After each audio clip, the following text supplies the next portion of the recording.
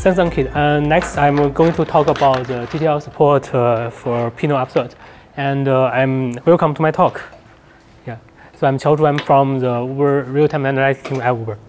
So today I'm going to cover the following topic: the overview of Pinot Upserts, and then I will talk about what are the challenges we met when we onboard some of the use cases, and then I will talk about this feature to memory to improve the Upsert memory usage. And then we'll talk some of the benchmarking result and also talk about some future work. Yeah, a bit about myself. I'm a software engineer at Uber, and I'm majorly focusing on the Pinot features and the real-time analytic ecosystem. So I'm the contributor for the partial Upsert and Upsert TTL.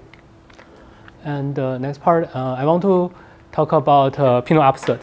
So Pinot is the first ever OLAP that has the Upsert feature support. And also, Uber contributes this feature to open source. And in the following section, I'm going to talk about why we need Upsert, what is Upsert, and some of the Upsert use cases at Uber, and then the Upsert architecture, comparing full Upsert with the partial Upsert. So let's take a look at this example. This is a very interesting example from the ads data flow. As you can see from here, we have get this impression, click, and orders signals from the Uber Eats app, and then pre-processed through this Apache Flink. And then the data will inject into Pinot to power this pacing, billing, and also analytic metrics. And the requirement of the customers, they want this data set to be fast, reliable, and accurate. The fast means that they want this data metric to be powered in the real time. And reliable means that they do not want the data loss, so that there will be revenue loss. And the last but not least, the exactly events feature. They require this feature because we do not want to overcharge the customer or double count. So how this come up with a requirement for the Upsert? So the user wants the data to be updated and corrected in the real time, and Pinot should deliver this updated fresh data view to the customer. And also, the user still want to use some SQL to query the Pinot, but as we know, there's no SQL equivalent in the Pinot that can represent the Upsert functionality, which means that a real-time update of existing record. So it's proposed and designed the Upsert feature. Yeah. So there are a lot of Upsert use cases at Uber. I think Uber already covered them. Majorly, there are three categories, like actionable, insight, and also these real-time decision, low latent, time-sensitive decisions, and also improve the customer engagement. So I'm going to talk about the architecture and skip this slide. Thank you. So for the full Upsert, this is introduced in the Pinot 0.6. So as we know, the real-time data are grouped in the segments, and segments are actually distributed on different servers. And this server, one segment might have multiple different replicas, right? So we can avoid we can query in the parallel and avoid the bottleneck of the single server. However, this brings some of the challenge for the Upsert, because when you do Upsert, you want to find the record that's sharing the same primary key. And to find out that if these primary keys that are distributed to the multiple servers, you will be finding this as a challenging problem. How are we going to solve that? We propose this local key coordinator approach. And so which guarantees that each of the primary key will be pre-partitioned in the source topic and get into the same partition, so that we can look up the previous record with the same primary key efficiently. So let's take a look at this architecture. We have multiple components for the Pinot Upsert. So first, we have this Upsert local key coordinator to keep track of the primary key to record location mapping. And second, we have this valid doc index that on the segments level to keep track of the record that is valid. For example, your most recent record should be marked as a valid record, and the previous record that's sharing the same primary key are marked as invalid. So when your query was executed, you will be able to filter out these valid records. And next, we have this stream ingester that will be able to update these two metadata that I mentioned before. One is the Upsert index, another primary key index, another is the valid doc index. And last but not least is that we have this query broker to dispatch this query for the same partition to the same server, so that we are able to provide one consistent data view. So we leverage the partition by key feature in the Kafka to pre-partition the source topic. So there's another set of use cases that is called partial Upsert, let's think about an example. So for Uber, we have some of the trips, and we want to keep some of the field, which is the trips metadata. But we also want to update some other field, like driver files or driver status. So what can we do that? We propose this kind of requirement. We want to specify some field to be updated, while the other field we want to ignore and keep them as it is. So how are we going to do that? We are supporting this partial upsert feature. So when we do the injection, we propose different, we are initialize a partial upsert handler inside this real-time data manager. And in this data real-time handler, we are trying to look up the previous record. And within this record, we are applying the update to this previous record and get the full update and index that record. So that is another like design alternative is that we can also try to merge the result when we query. However, that will be less performant during the query time. So we select this approach to perform the merge during the injection. And also this is supporting a rich set of different merger strategy at a column level and table level. You can define on which column you want to apply this override, on which column you want to apply this ignore, which column you want to increment the file to the previous file. So these are, there's a wiki that we can take a look. Yeah. So that covers the overview of the Upsert. So in the next section, I will talk about some of the Upsert optimizations and what are the like possible issues that we encounter during onboarding these Upsert use cases. Yeah, the first thing is that sometimes when we onboard a Upsert use case, if the table is large, we observe that the memory usage on these Upsert servers are relatively higher than other servers. So this is because we are storing two kind of index in the memory in the heap. So we want to first take a look at the in-memory metadata, and then we want to talk about what are the improvement, how can we improve the memory usage. And then we will talk about what is the Upsert TTL feature. It's one of the solutions to improve this memory usage. And last but not least, if we have time, we will cover some of the data consistency issue we met with the Upsert TTL when we implement this feature and how we resolve it. So let's take a look at the in-memory metadata. As you can see, this is a one partition. There's segments sealed and segments mutable. You can see if there's like no record that is duplicated, all these primary keys will be stored in this primary key index, right? And on the segment side, on the segment level, you have this valid dog ID that keep track of the valid dogs. And if there's another like new record in this mutable segment, consuming segments, and it's sharing the same primary key in the same partition, we are able to find out this primary key in the Upsert primary key index. And then we update this primary index, the record location. And also we mark the previous valid doc ID, that's a doc ID as invalid record, invalidates that record. So this is how the memory data structure looks like. And if your table is large, you have to keep all these kind of primary keys indexed in your memory.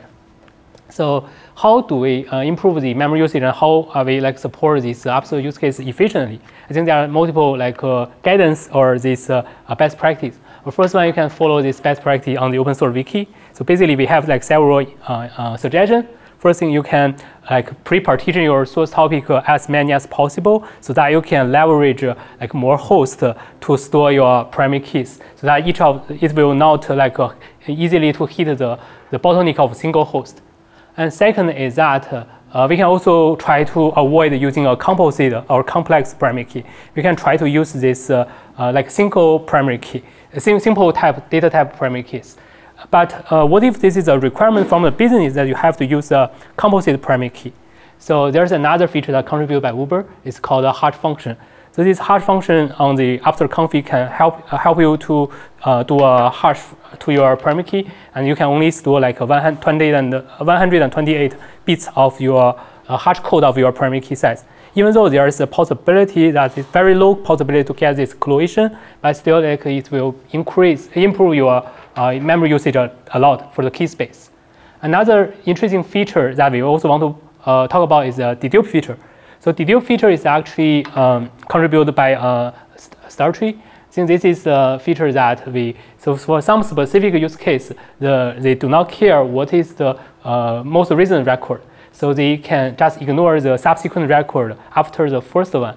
So in that case, they do not need to keep track of all the record location in the memory. They only need to keep track of the primary keys. And furthermore, we can also do the move the Upsert metadata off heap. There's a patch from Uber that is aiding the persist data storage called RuxDB plugin, so that we can move some of the metadata off heap. And last but not least is the live session for primary key. So this is the pre-request for use case that we want to use the TTL to reduce the memory usage. So what does this live session mean? The live session means usually for a specific set of use case, the primary keys will only get frequently updated during a smaller time window. So you do not need to keep all the primary, and also after this time window, your primary key will not be updated anymore. So with that, you do not need to always keep your primary key in memory during your rotation of your table. So we can take a look at this graph. So as you can see from here, the table rotation can be relatively long. For example, 7 days, 30 days, 90 days. But you can specify a metadata TTL, which will keep track of your primary keys. And if after this metadata TTL, your primary key will get expired, and we will remove it from the memory. And that will, because this primary key will not be updated, which means you do not need to keep track of this record location. There are two requirements for this feature. The first requirement is that the out of TTL primary keys should be removed from the heap so that we can save the memory. And the second thing is that the valid dog index on the segment side, this should still be there. This should still be maintained, and this should not be removed. But it's very common that we always, sometimes we restart server, shut down server, replace host, right? So when that happens, we have to rebuild this in-memory data structure. And as we know, the valid dog ID is actually derived from the primary key index, because you are trying to see each of the entry and mark when you add a new segment, you build this valid dog ID every time, and you try to see if this record is valid or not, comparing the comparison time with the existing Upsert metadata. But in that case, if you apply the TTL, your primary key index already been remove this old primary key from this primary key index. And in that case, you cannot derive your valid dog ID. So how can we do that? So we propose this valid dog index snapshot so that we can persist this snapshot during this segment commit. And with this segment commit, we will be able to persist this in the local host. And next time when you adding this segment back, you will be able to get your valid dog index from this valid dog snapshot. And also we propose another thing called largest in TS watermark. So the Pinot Upsert by default is using the time column value as the comparison column to determine the order of the message.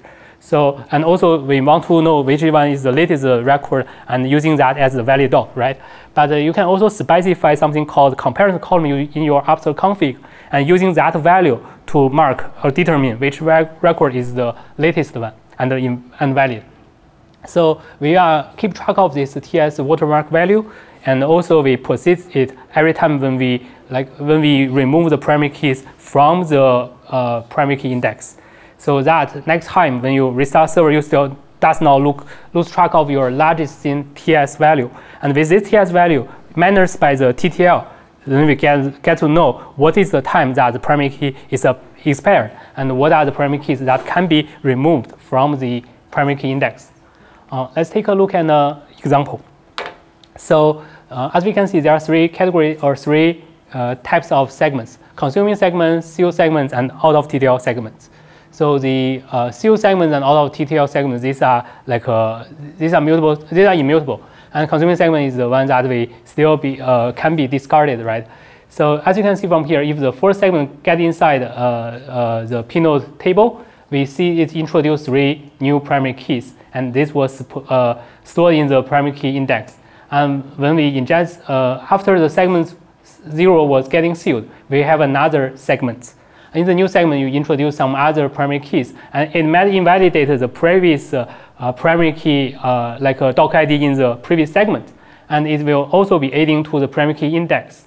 And next step, we have this segment 2. And as you can see from here, this segment 0 is already out of TTL, but it's still in the rotation. Since it's still in the rotation, the valid doc ID should still be there. But this primary key index, this will be updated, and previous doc ID primary key will be removed from the primary key index. And yeah, So this graph majorly talk about, as you can see from here, the primary key index was purged, the out of TTL primary keys, but the valid dog ID are still there. Yeah. So these are like postal codes that I'm not going to cover in detail, but I want to let you know that these are there's a PR that talk about this code.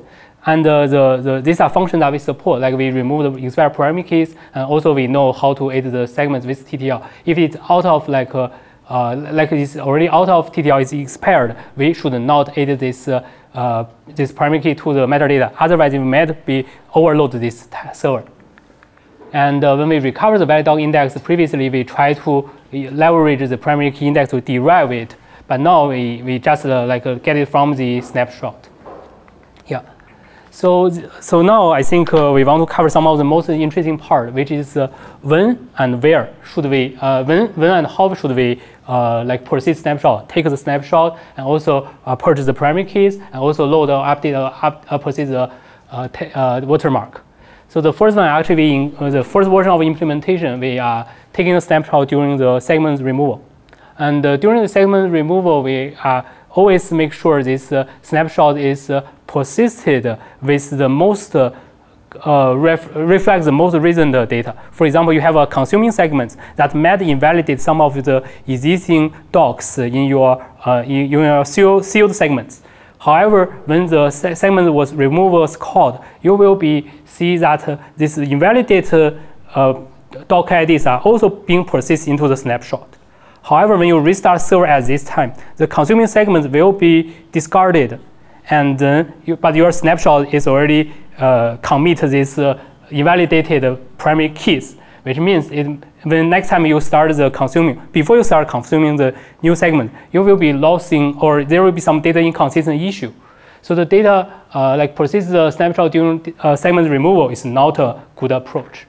So thanks to the collaboration and comment from open source, we have moved this to before the new segment start consuming. So with that, every time there's new segment start consuming, we will be taking this snapshot and also remove the primary key synchronously.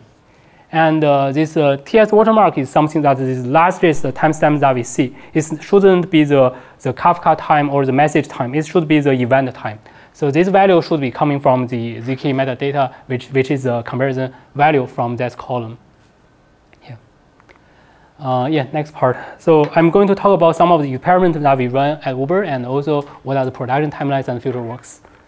So we have done this kind of test internally, and also we draw this to an internal cluster and build some of the POC use cases. We have verified the memory usage and also verified restart the server. This injection should not stop. It shouldn't get into some deadlock issue, or it shouldn't have some data consistent issue.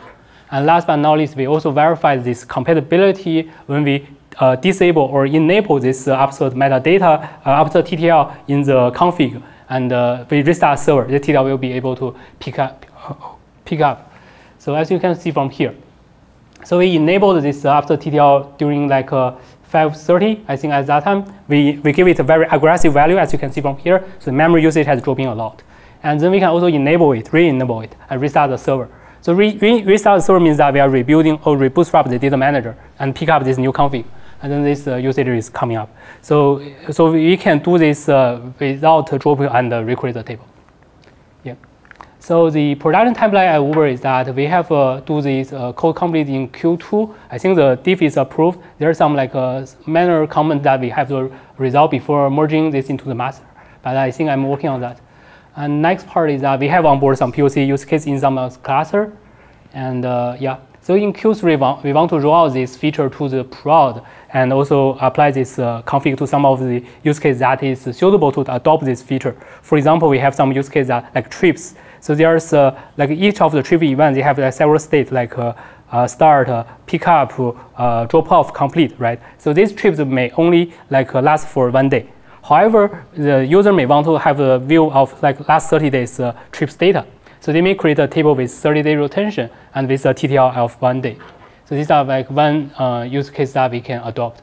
And for the future work, there are 2 future works that we are going to work on. One is the deep store integration. So the current snapshot and watermark are only persisting in the local host. The reason why there's a challenge to process in the deep store is that this watermark and also the snapshot are actually at a partition level. So which means each different partition may have like different watermarks or the snapshot. So we want to have a discussion with open source and see how can we support this in deep store. Another thing is that, as we mentioned before, there's also a detail feature. And this TTL is not applied on detail feature at this moment. So we also want to contribute this to the open source. Yeah. I think also this is like a collaborative work from Uber and StarTree. I also really special thanks to reviewers and community support like Yupeng, Ting, and Jackie. I think that covers all the